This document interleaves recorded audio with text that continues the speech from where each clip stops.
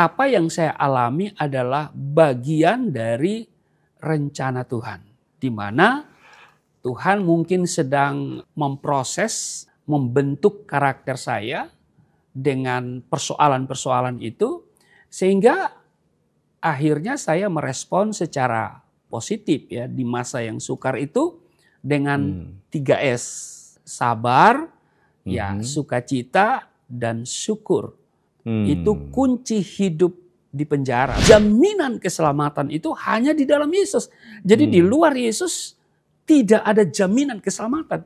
Inilah yang mendorong saya untuk menceritakan kepada siapapun yang saya jumpai, dimanapun saya pergi dan berada. Bahwa Yesus Tuhan dan Juru Selamat. Bahwa di luar Yesus tidak ada jaminan keselamatan.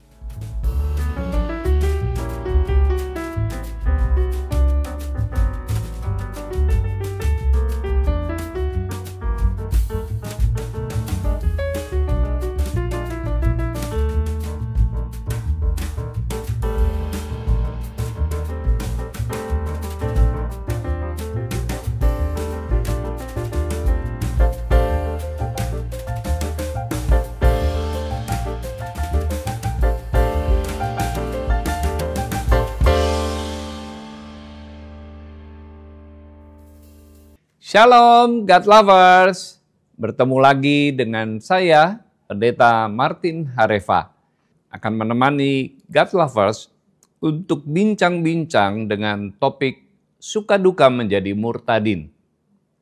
Topik ini menarik sebab menjadi petobat baru di Indonesia selain ada yang mulus-mulus saja, tak jarang juga ada yang berujung pada persekusi. Bukan saja dari lingkungan sekitar, melainkan juga dari keluarga terdekat. Bahkan banyak para petobat harus mendekam di dalam penjara. Bagaimana para petobat ini bisa bertahan dan kukuh pada keputusan mereka percaya kepada Kristus? Apakah ada juga yang berubah pikiran dan meninggalkan Kristus? Bersama kita sudah hadir Bapak Pendeta Muhammad Rusli Monoarfa. Beliau adalah petobat dan sekarang menjadi hamba Tuhan. Shalom Pak Rusli, apa kabar? Ya, shalom Pak. Kabar tentu selalu dahsyat, sukacita, dan sangat baik. Amin. Terima kasih Pak Rusli sudah hadir di Diaspora TV. Ya. Nah, sebelum kita bincang-bincang, mari kita berdoa terlebih dahulu. Bapa di surga, Allah yang kami kenal, kami sembah di dalam nama Tuhan Yesus, kami sungguh bersyukur untuk anugerah keselamatan yang Tuhan berikan di dalam Kristus Yesus. Saat ini kami akan bincang-bincang dengan hamba-Mu, Bapak Pendeta Rusli Monoarfa. Kami mohon Roh Kudus-Mu memimpin kami, menuntun setiap pembicaraan, sehingga sungguh menjadi berkat bagi setiap God Lovers yang menyaksikan dan mendengarkannya. Terpujilah nama-Mu, di dalam nama Tuhan Yesus kami berdoa. Amin.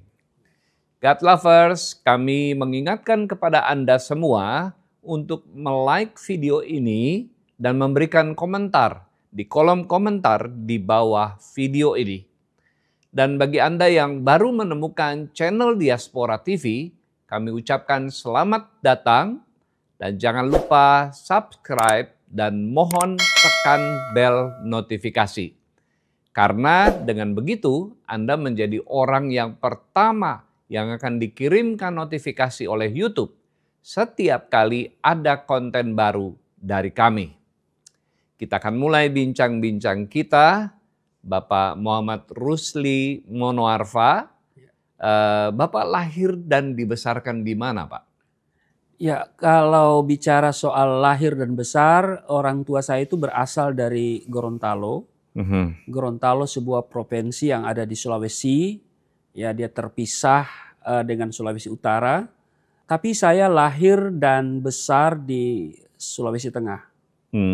Tepatnya di kota apa, Pak? Ya, saya lahir di Ampana, ya. Ampana. Sekarang dia Kabupaten Tojo Una-Una dan saya besar di Poso. Pak Rusli, dari video kesaksian Bapak di Diaspora TV Talk Show pada tahun 2020, sekitar 5 tahun yang lalu, Bapak bercerita tentang pertobatan Bapak. Bisa kembali ceritakan sedikit, Pak, apa yang membuat Bapak nekat menjadi Kristen yang konon terjadi akibat doa seorang teman saat SMP. Dan pada saat SMA, Pak Rusli mengalami kejadian supranatural yang mengubah pandangan Bapak tentang Yesus. Silakan, Pak.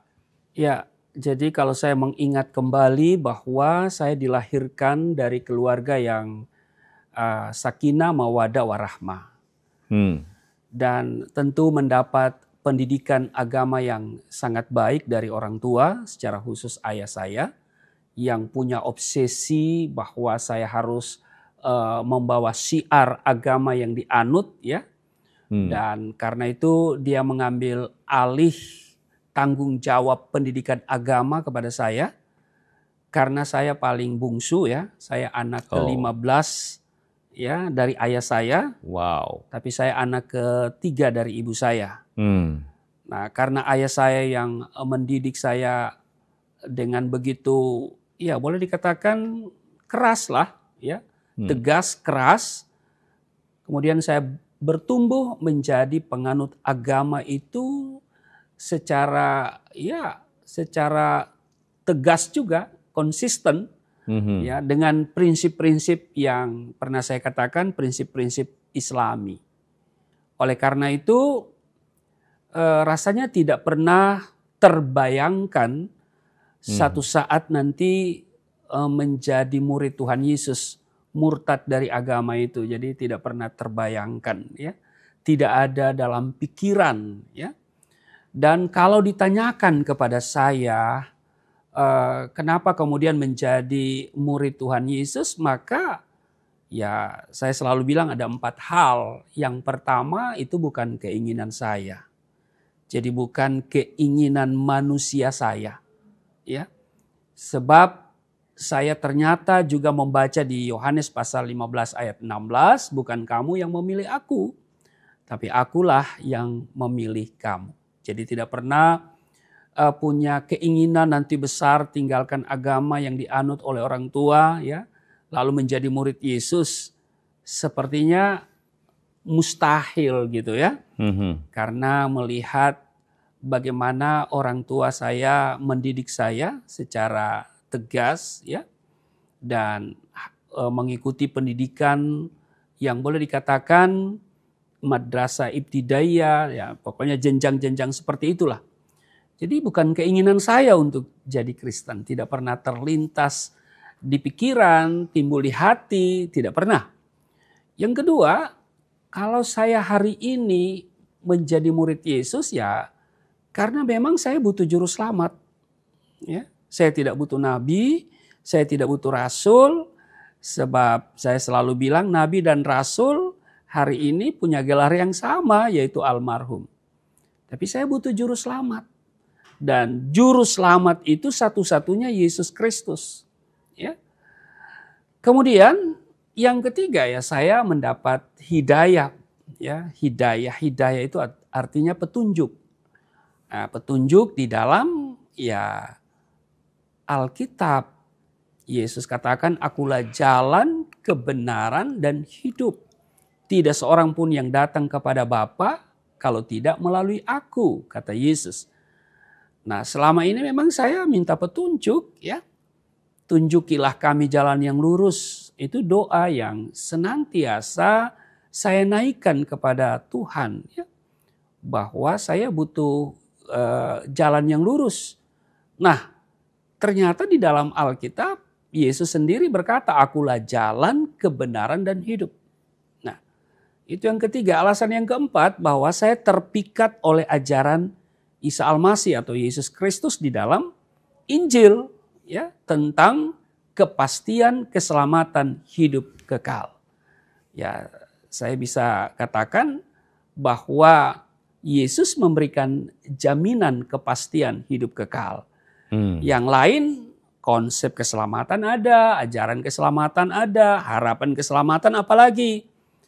Tetapi jaminan kepastian masuk surga itu Yesus memberikan ketegasan. Inilah alasan kalau ditanyakan kepada saya mengapa saya kemudian menjadi Kristen, atau saya lebih senang menyebut diri sebagai murid Yesus Kristus. Sangat menarik pengalaman masa lalu kemudian panggilan menjadi murid Kristus. Nah, Pak Rusli, setelah menjadi Kristen, Bapak harus mendekam di dalam penjara.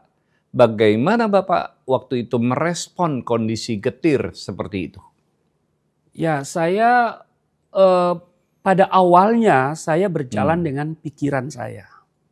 Ya, pada awalnya saya merasa bahwa ini adalah upaya si jahat, iblis, untuk mengkaburkan panggilan Tuhan dalam diri saya atau menggagalkan rencana Tuhan dalam hidup saya. Itu awalnya saya berpikir begitu. Saya berjalan dengan pikiran saya, sehingga pada awalnya saya kaget.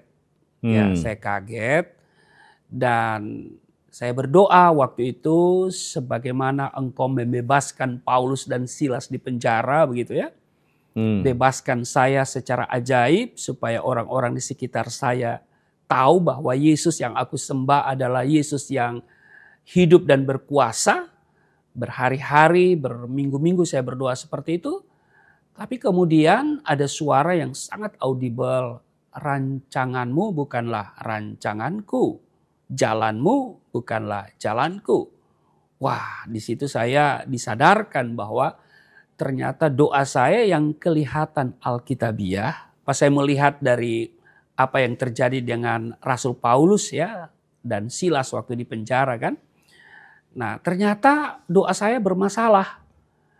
Akhirnya dari suara itu saya sadar bahwa apa yang saya alami adalah bagian dari rencana Tuhan, ya, di mana Tuhan mungkin sedang memproses, ya, membentuk karakter saya dengan persoalan-persoalan itu, sehingga akhirnya saya merespon secara positif ya di masa yang sukar itu dengan 3S. Ya. Apa itu ya? Sabar, ya, sukacita dan syukur. Ya. Itu kunci hidup di penjara, bahkan mungkin juga kunci hidup dalam menjalani kehidupan ini, kunci sukses dalam menjalani kehidupan ini. Ya, sabar, sukacita, syukur. Sangat menarik. Ya. Sabar, sukacita, syukur. Dan syukur. Ya. Nah, ngomong-ngomong Pak, pernah nggak ketika masih ada di dalam penjara, Bapak menyesal telah mengenal Kristus? Pernah terlintas pikiran itu? Nah, tidak ada kata menyesal. Karena saya terima Yesus itu, ikut Yesus dalam kesadaran bahwa saya butuh Yesus, saya butuh juru selamat, ya, bukan sebuah tindakan yang membabi buta, ya. Jadi tidak ada kata menyesal. Makanya waktu saya diproses secara hukum, ya, di akhir dari persidangan, majelis hakim pernah menanyakan kepada saya, apakah Anda menyesal? Ya, kata menyesal bagi seorang yang duduk di kursi pesakitan di depan majelis hakim, ini sebenarnya sangat penting karena bisa meringankan hukuman, ya, tuntutan jaksa penuntut umum. Tapi kemudian saya merenungkan karena ditanya apakah Anda menyesal? Wah, ini pertanyaan simpel tapi sebetulnya menjebak. Dan kalau saya menyesal berarti saya menyesal ikut Tuhan, ya. Saya tidak pernah menyesal, ya. Tidak ada kata menyesal.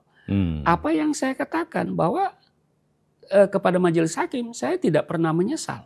Yeah. Karena itu tuntutan 4 tahun menjadi 4 tahun dan 6 bulan. Jadi 6 bulan lebih berat karena saya tidak menyesal. Oke. Nah, Pak Rusli, saat pengenalan pertama kepada Kristus, ada cinta mula-mula yang Bapak alami. Nah, bisa cerita seperti apa pengalaman cinta mula-mula Bapak terhadap Kristus?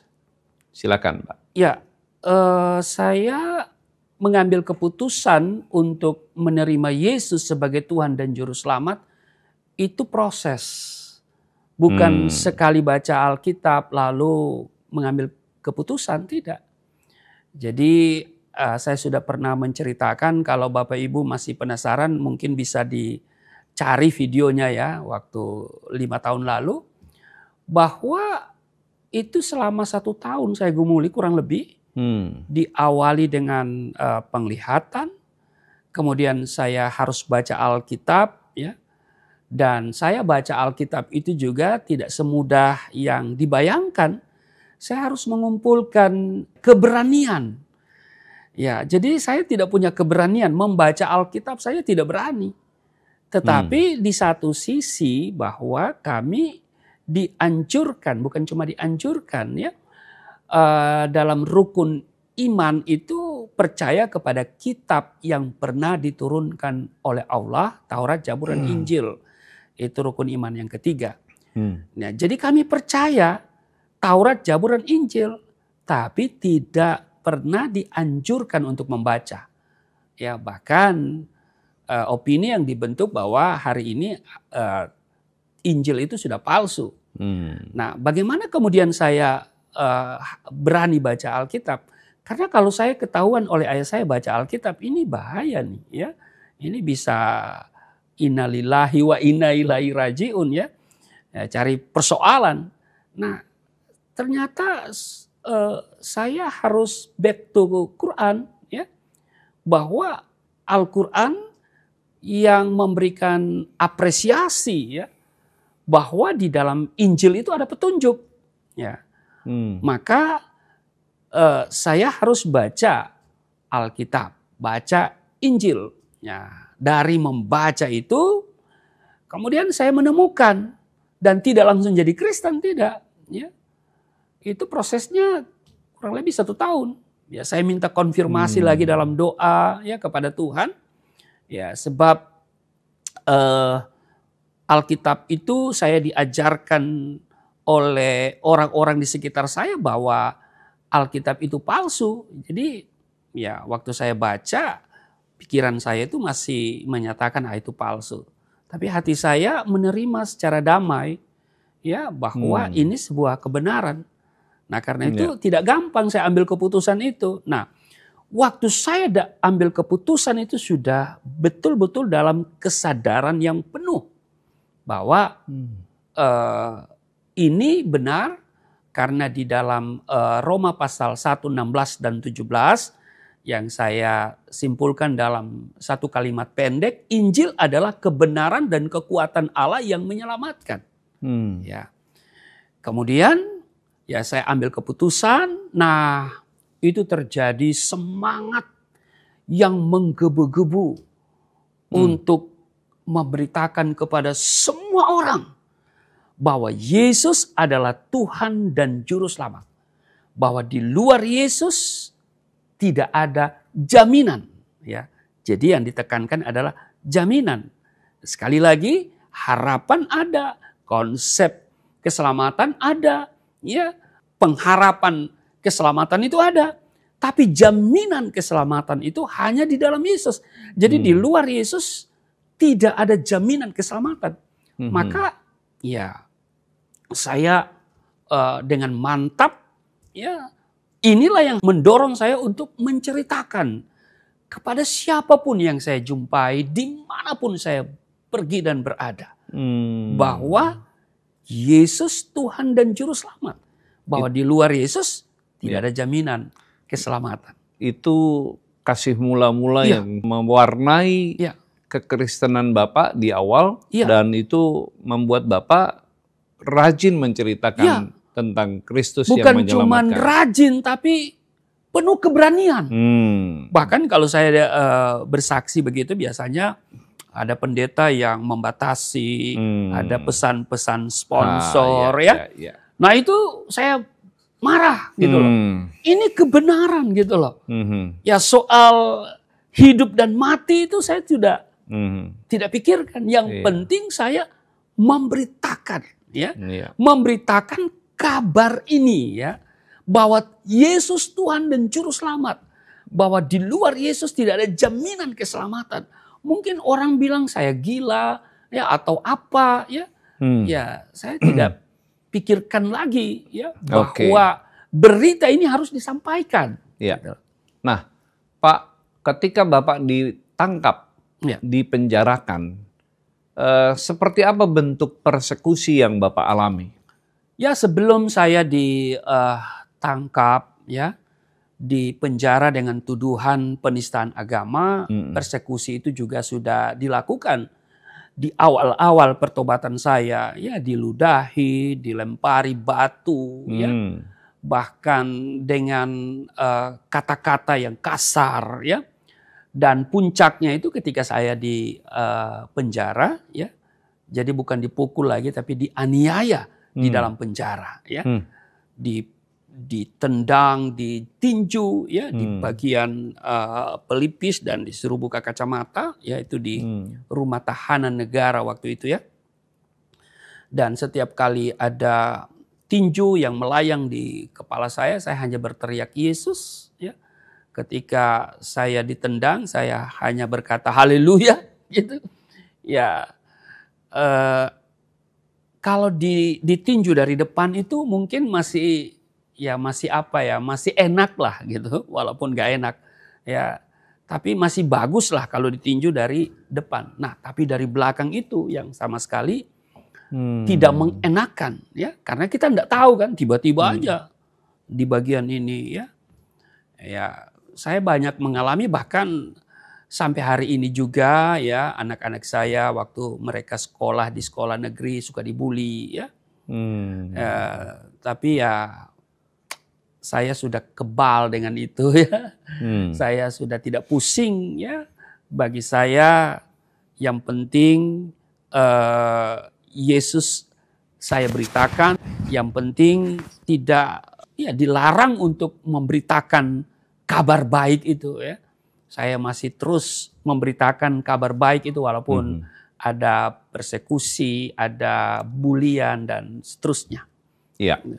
Pak Rusli, seiring berjalannya waktu, Bapak juga akhirnya menjadi penjala manusia, menjadi hamba Tuhan.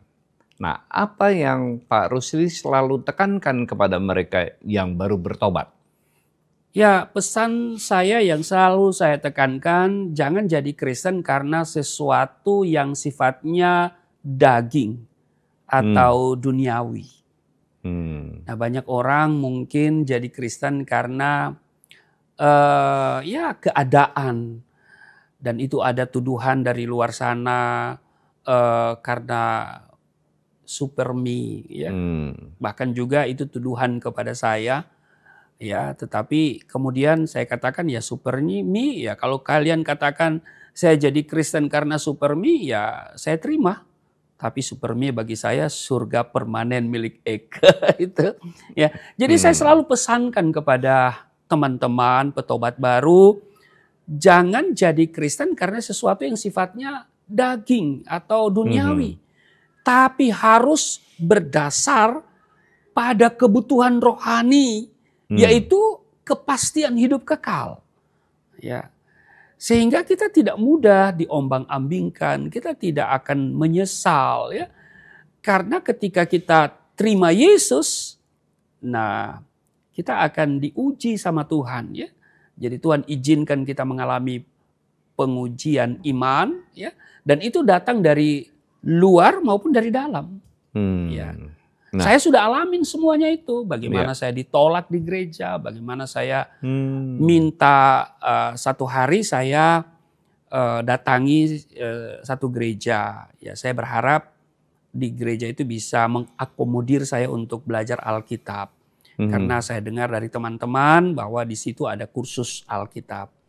Tapi begitu saya datang, saya dengar khotbahnya bagus tentang kasih, mengasihi. Tapi setelah selesai ibadah, saya kejar pendetanya itu ke konsistori. ya bicara di kantornya, ya akhirnya beliau menolak saya, tidak mau memberi akomodasi di situ untuk belajar Alkitab. Nah itu, ini penolakan ya. Tapi apakah saya mau kecewa? Apakah saya menyesal? Tidak. Karena saya jadi Kristen atau ikut Tuhan itu benar-benar bukan karena kedagingan atau duniawi sifatnya. Ya. Yeah. Saya menemukan sesuatu yang apa ya, yang mendasar, yaitu kepastian hidup kekal. Sehingga ya saya tidak melihat gereja, mungkin gereja bisa mengecewakan, hamba Tuhan bisa mengecewakan, namanya juga manusia, tapi Tuhan tidak pernah mengecewakan. Nah, Pak Rusli, kita nih dapat banyak informasi bahwa banyak petobat yang kini terjun menjadi apologet. Nah, bagaimana Pak Rusli melihat fenomena ini? Secara umum saya boleh berkata itu baik ya. Karena apologet itu kan sifatnya memberi jawab, membela iman ketika diserang. Tetapi yang saya lihat pada kesini ya di medsos itu akhirnya terjadi perdebatan, akhirnya juga kata-kata yang kurang bagus. Ya, kalau kita lihat di dalam 1 Petrus pasal 3 ayat 15 ya. Di sana memang kita harus siap sedia memberi pertanggungjawaban. Tetapi di akhir kalimat itu dikatakan tetapi haruslah dengan lemah lembut dan hormat. Jadi kita harus menjaga bahasa kita, perkataan kita ya. Kita harus lemah lembut dan penuh hormat. Ya sah-sah aja kita jadi apologet. Tetapi haruslah dengan lemah lembut dan hormat. Maksud Pak Rusli, jangan sampai apologet itu menjadi batu sandungan malah. Ya, yang kemudian menjadi penistaan gitu kan. Jadi hati-hati gitu kan. Ya, sah-sah aja kita jadi apologet, tapi harus perlu hikmat. Ya, Alkitab bilang dengan lemah lembut dan hormat. Ya, supaya kita jangan dikenakan pasal 156 ya seperti yang saya alamin. Jadi pengalaman saya, ya saya ingatkan kepada teman-teman, ya cukup saya aja yang ngalamin, Anda jangan gitu ya. Jadi Pak Rusli waktu dulu itu pernah juga terlalu bersemangat di dalam bersaksi. Betul. Nah inilah yang nasihat Pak Rusli buat teman-teman yang baru dan menjadi apologet. Betul. Jadi semangat itu penting, tapi juga harus diimbangi dengan ya pengetahuan ya. Dan Alkitab sudah ingatkan haruslah dengan lemah lembut dan hormat. Iya, ini sangat penting. Ya. Nasihat dari Pak Pendeta Rusli buat para apologet dan juga buat kita semua God lovers. Nah, mengikuti Yesus selain mendapatkan keselamatan juga identik dengan penderitaan. Menurut Pak Rusli, apa maksud dari pernyataan ini? Ya, Alkitab kan sudah menulis ya. Misalnya di 1 Yohanes pasal 2 ayat 6. Ya, kita harus hidup sebagaimana Kristus telah hidup. Nah, ketika kita mengambil keputusan untuk mengikuti Yesus, kita harus mengikuti bagaimana Yesus hidup. Jadi teladan Yesus itu. Karena waktu kita ambil keputusan untuk terima Yesus, menjadi murid Yesus, kita ini berjalan berlawanan arus dengan dunia. Ya kan? Ya, jadi kita harus tidak mengikuti keinginan dunia, tetapi kita harus mengikuti keinginan Tuhan. Sebagaimana Kristus telah hidup. Nah, karakter Kristus itu bagaimana? Dia sudah ajarkan jangan membalas kejahatan dengan kejahatan, kalahkan kejahatan dengan kebaikan. Ya, jadi ini yang perlu kita garis bawahi. Ya, kita harus hidup sebagaimana Kristus telah hidup. Kita harus mampu hidup berbeda dan tidak mengikuti arus dunia. Jadi kita, yang kadangkala menghadapi penderitaan juga Betul. dalam hidup. Sebetulnya ketika kita terima Yesus, mengikut Yesus itu ya harus siap menderita. Ya, banyak orang ikut Yesus nggak mau menderita. Apakah karena terpengaruh teologi kemakmuran? Nah, mungkin juga. Ya, sehingga hari ini ada lagu yang sangat menguatkan saya ketika saya di penjara. Saya mau ikut Yesus. Meskipun saya susah, menderita dalam dunia, saya mau ikut Yesus. Tapi hari ini kayaknya di gereja udah jarang dinyanyikan. Udah kurang populer, Pak. Kurang. Orang bilang saya mau ikut Yesus, ngapain menderita gitu kan? Iya. Oke. Nah, untuk para petobat atau murtadin, bagaimana harus bersikap terhadap agama lama? Karena ada yang selalu menjelek-jelekan agama lamanya. Menurut Pak Rusli bagaimana? Ya, kita harus pandai bersikap. Paling tidak ada 3 bahkan 4 M. Ya, yang pertama bagi saya harus menghargai. Ya. Menghargai. Artinya menerima perbedaan dan memperlakukan orang lain secara manusiawi. Tidak melecehkan atau menghina. Jadi kita menghargai. Kemudian M yang kedua adalah menghormati. Artinya menunjukkan penghargaan dan rasa hormat kepada mereka dan tetap menjaga yang namanya persaudaraan atau bahasa yang begitu familiar yaitu silaturahmi. Ya. Jadi menghargai dan menghormati itulah yang disebut dengan toleransi. Ya. Toleransi ini adalah sikap yang penting untuk menciptakan kedamaian dan memperkuat solidaritas. Jadi menghargai, kemudian menghormati. M yang ketiga dan keempat ini nggak bisa dipisahkan ya. Mengasihi dan mendoakan. Nah, jadi Yesus mengajarkan kita untuk kasihlah musuhmu, berdoalah untuk mereka. Ya, jadi bukan hanya mendoakan, tapi mengasihi. Jadi ajaran yang Yesus tekankan itu mengasihi. Sebab kalau kita mengasihi, lalu kemudian kita berdoa, maka dasar kita kasih, doa kita adalah doa berkat. Kalau hanya dikatakan mendoakan musuhmu, ya doa kita doa kutuk. Ya kan? Tapi kalau mengasihi, ya doa kita pasti doa berkat. Iya. Jadi kita harus mempraktekkan itu ya. 3 bahkan 4 M itu ya. Menghargai, menghormati, dan mengasihi, serta mendoakan. Mendoakan. Baik. Nah, Pak Rusli, kalau ada God lovers yang ingin menerima Kristus, menurut Pak Rusli, apa saja yang perlu mereka harus siapkan? Yang harus mereka siapkan yang pertama adalah hidup mereka. Ya. Tuhan Yesus kan sudah berpesan, yaitu menyangkal diri dan pikul salib.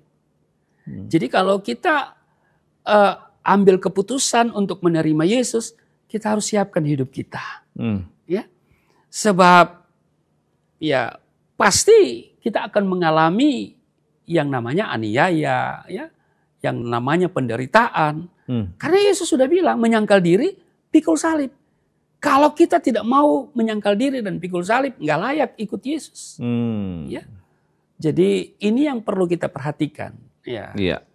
Kalau kita tidak menyangkal diri dan kita tidak pikul salib, nggak bakalan. Nah, ini terkait dengan harus siap menderita. Ketika mendapatkan diskriminasi dan persekusi, bagaimana para petobat baru harus bersikap? Apakah dia harus protes, membela haknya, atau dia harus undur, atau bagaimana Pak Rusli? Ya, gini loh, jangan kita andalkan kekuatan kita. Ya, waktu kita terima Yesus, apalagi kita sudah dimateraikan dalam baptisan yang kudus, ya, maka kita percaya bahwa kita berjalan bersama Yesus. Mm-mm. Maka itu jangan pernah kita andalkan kekuatan kita. Yeah. Ya, kita harus bergantung sepenuhnya kepada Tuhan. Ini sikap yang harus kita kembangkan, andalkan Tuhan. Yeah. Ya. Sebab kalau kita mengalami yang namanya diskriminasi, persekusi, bisa jadi itu Tuhan izinkan terjadi untuk membentuk karakter kita. Sebab Tuhan lebih senang melihat karakter kita. Ya. Yeah. Jadi kita harus mau menerima itu. Ya, jangan andalkan kekuatan kita. Ya, kadang-kadang saya juga banyak mengalami itu. Ya, saya kalau bukan Tuhan sudah nggak ada hari ini. Ya. Tuhan pelihara saya secara dahsyat dan luar biasa. Gitu. Nah, sangat menarik Pak Rusli tadi bilang penderitaan bisa dipakai oleh Tuhan untuk membentuk karakter, ya. Apalagi para petobat baru. Betul. Nah, ada nilai-nilai kekristenan yang prinsip yang perlu diketahui oleh para petobat sesuai dengan Alkitab. Mungkin Pak Rusli bisa jelaskan prinsip-prinsip itu. Ya, bagi saya prinsip-prinsip kekristenan itu meliputi kasih, ya, keadilan, kebenaran, tanggung jawab moral, dan juga memberi. Kasih ini merupakan prinsip utama dalam etika Kristen. Yeah. Kasih mencakup kasih terhadap Tuhan, itu yang pertama. Kemudian mengasihi sesama manusia seperti kita mengasihi diri kita sendiri, juga mengasihi musuh. Ini prinsip yang harus kita terapkan. Ya, Tuhan Yesus dalam pengajarannya dia menekankan untuk mengasihi Tuhan dan mengasihi sesama manusia. Jadi kalau bahasa saya lama itu hablum minallah dan hablum minannas. Nah, banyak orang begini Pak, dia di gereja hablum minallahnya itu bagus, penyembahan, pujian. Tapi hablum minannasnya ini, hubungan dengan sesama ini yang nggak bagus. Nah, mungkin dengan mertua, ya mungkin dengan saudara-saudara ipar, atau dengan orang lain. Nah, padahal hubungan kita dengan sesama ini menjadi ukuran hubungan kita dengan Tuhan. Tuhan tidak mengajarkan kita menjadi orang yang munafik. Ya, nah banyak orang ya munafik di gereja, ya. Makanya itu saya katakan Tuhan sebetulnya tidak terlalu senang melihat Anda di gereja. Walaupun gereja itu datang beribadah itu penting. Tapi kadang-kadang kita di gereja, waduh penyembahannya, wah pujiannya ketika dia menyembah Tuhan luar biasa, udah berbahasa roh lagi ya. Tapi hubungan dengan sesama tidak bagus. Sehingga jangan kita hanya bagus di gereja. Tapi juga di pasar kita juga bagus, di jalan kita bagus, di tempat kita kerja juga harus bagus. Karena itu hablum minallah, hablum minannas itu berimbang. Ya. Makanya sebetulnya tanda salib itu, saya perhatikan salib yang ada di Yerusalem itu dia sama sisi loh. Sama sisi. Ya. Karena hubungan dengan sesama itu harus sama dengan Tuhan, hubungan dengan Tuhan. Mustahil kita berkata aku mengasihi engkau Tuhan yang tidak kelihatan. Tapi dengan orang yang sesama kita nggak peduli. Ya, kita bengis dan seterusnya. Jadi itu yang pertama. Lalu kemudian prinsip iman dan pengharapan. Tuhan Yesus itu memberikan kepastian hidup kekal. Ini harus tertanam dalam hidup kita. Ya kalau kita periksa beberapa ayat dalam Alkitab, misalnya Yohanes 10 ayat 9, ya. Akulah pintu, kata Tuhan Yesus, barang siapa masuk melalui aku, ia akan selamat dan ia akan masuk keluar dan menemukan padang rumput. Kemudian di Yohanes 10 ayat 28, ya. Di sana tertulis, dan aku memberikan hidup yang kekal kepada mereka, dan mereka pasti tidak akan binasa sampai selama-lamanya, dan seorang pun tidak akan merebut mereka dari tanganku, kata Tuhan Yesus. Di Yohanes 14 ayat 6 yang menjadi ayat panggilan saya, akulah jalan, dan kebenaran dan hidup. Tidak ada seorang pun yang datang kepada Bapa kalau tidak melalui aku. Dan Kisah Rasul pasal 4:12. Dan keselamatan tidak ada dalam siapapun juga selain di dalam Dia. Sebab di bawah kolong langit ini tidak ada nama lain yang diberikan kepada manusia yang olehnya kita dapat diselamatkan. Yang oleh nama itu, nama Yesus Kristus. Prinsip ini harus tertanam dalam jiwa kita supaya kita tidak mudah kecewa, tidak mudah melepaskan iman Kristen kita. Ya sama seperti waktu saya sebelum jadi Kristen, ya saya juga ada prinsip-prinsip yang diajarkan. Ya. Nah, kita harus berpegang pada prinsip-prinsip itu. Itu yang menolong kekristenan kita terus bertumbuh. Betul. Iya. Nah, Pak Rusli, saya dengar dulu ada usulan untuk membangun gereja murtadin di Indonesia. Nah, menurut pandangan Pak Rusli, apakah gerakan itu masih perlu diteruskan atau bagaimana sikap Bapak? Ya, dari dulu saya tidak pernah setuju dengan usulan itu. Membentuk gereja murtadin. Ya, mbok ya kasih nama lain gitu loh kan. Kata murtadin itu kurang bagus gitu ya? Iya, ini berdampak negatif ya. Kita gereja saja ya, gereja eklesia misalnya atau gereja diaspora. Ya kadang-kadang juga bisa ada dampak negatif ya, yang namanya gereja ya. Apalagi ini murtadin, ini namanya cari gara-gara. Jadi saya tidak pernah menyetujui beberapa rekan yang mengusulkan itu.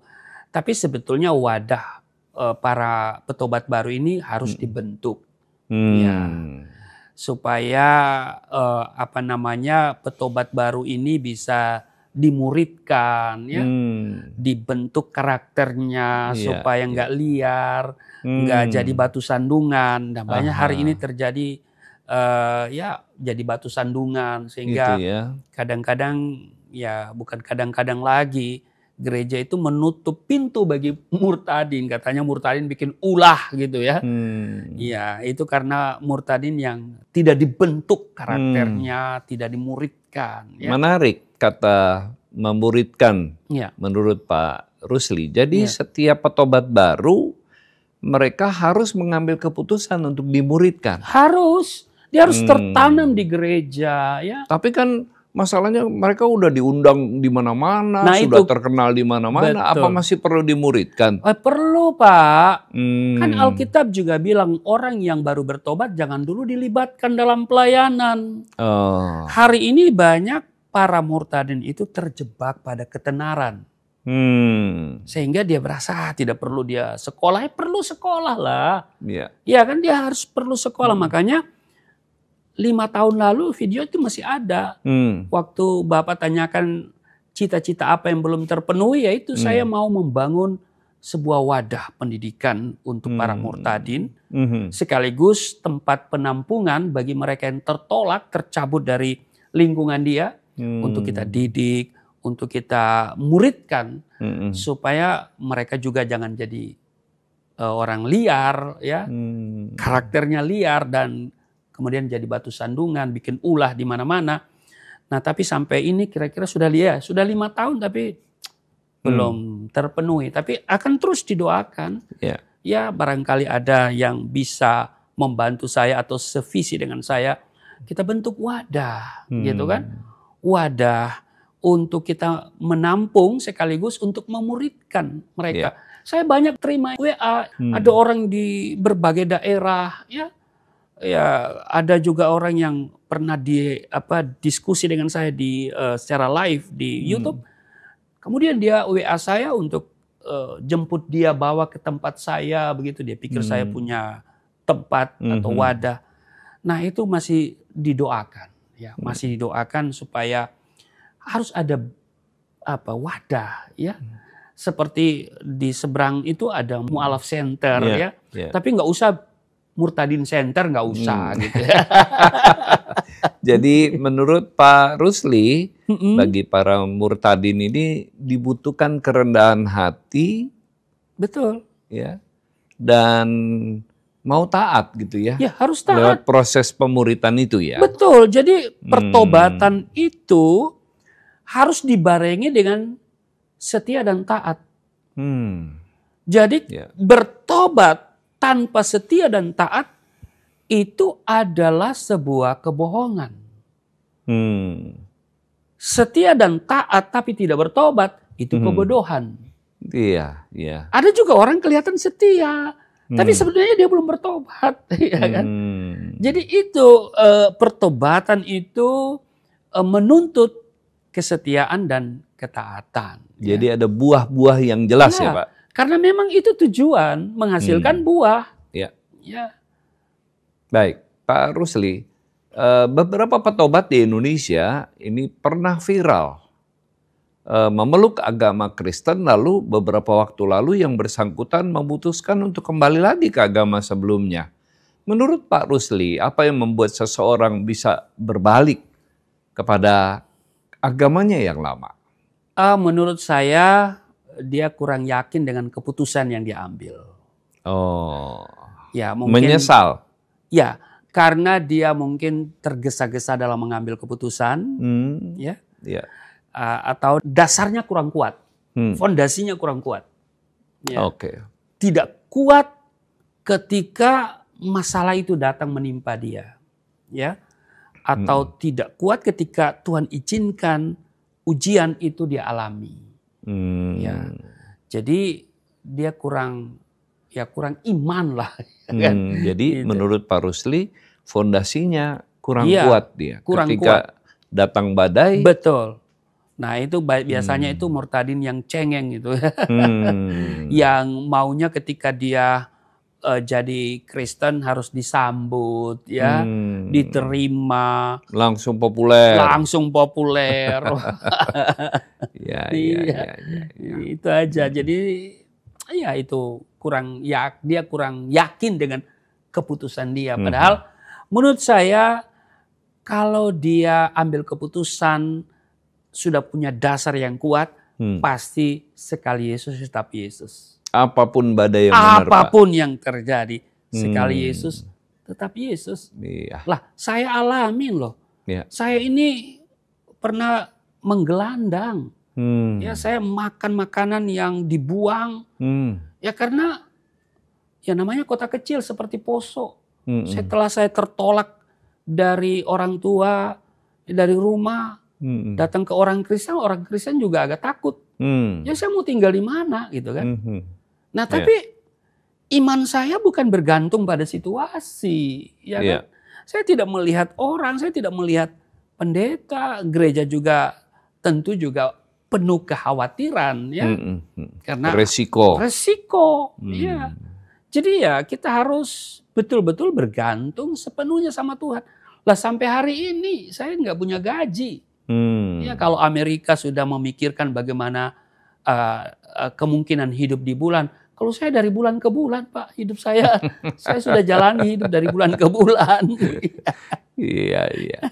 Nah Pak Rusli sebagai petobat, apa yang kini menjadi pergumulan Pak Rusli? Tadi Pak Rusli bilang mau membuat semacam lembaga mendidik para murtadin. Ya. Apakah ada lagi yang Bapak rindukan? Ya, kerinduan terbesar saya itu wadah pendidikan.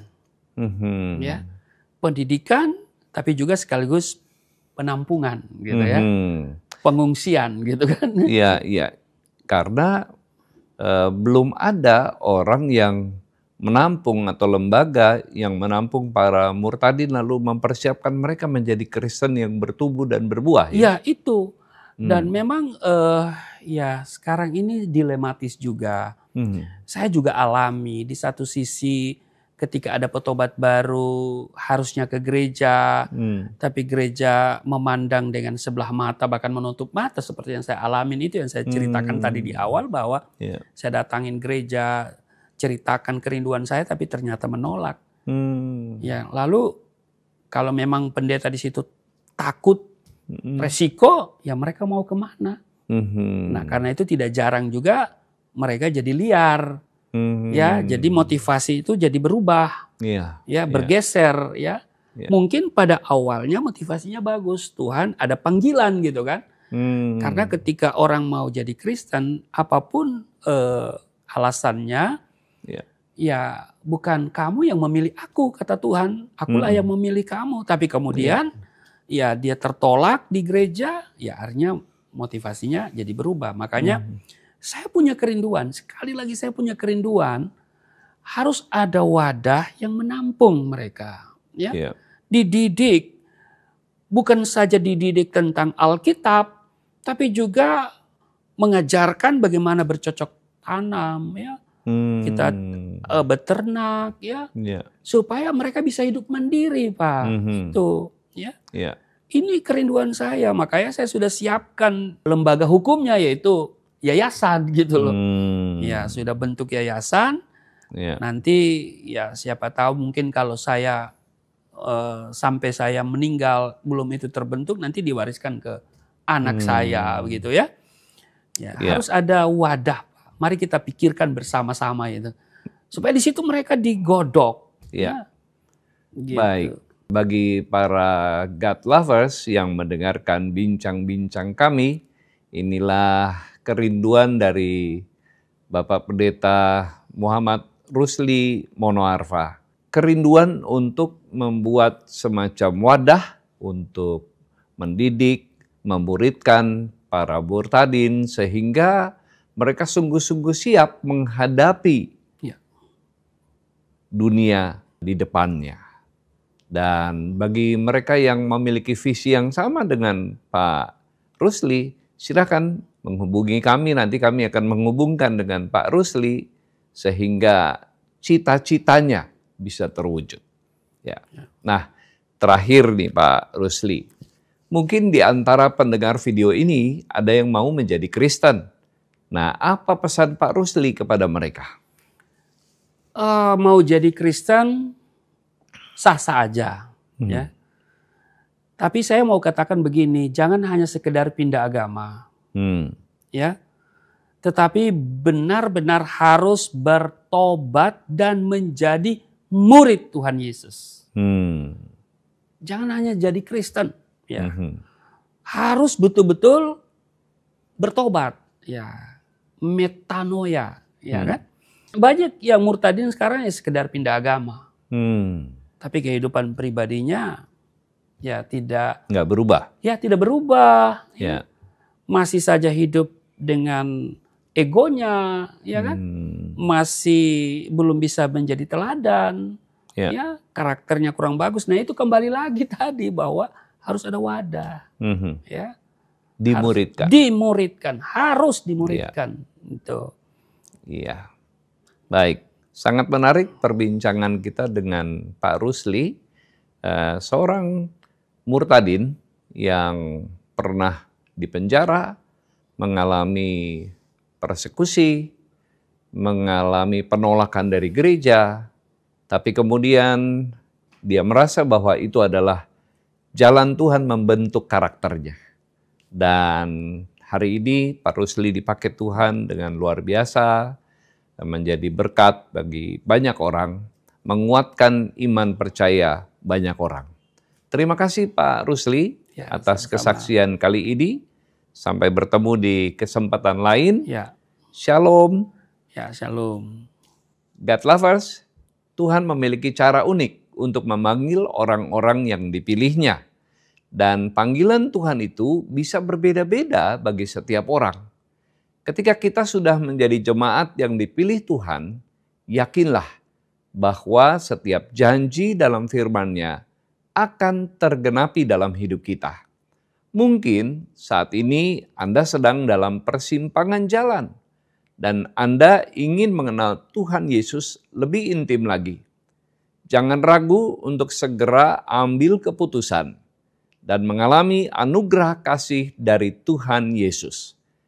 Firman Tuhan, satu orang bertobat, maka seisi rumah akan diselamatkan.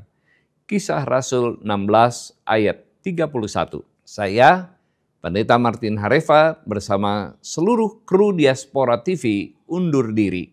Sampai jumpa di talk show berikutnya. Tuhan Yesus memberkati kita semua. Shalom.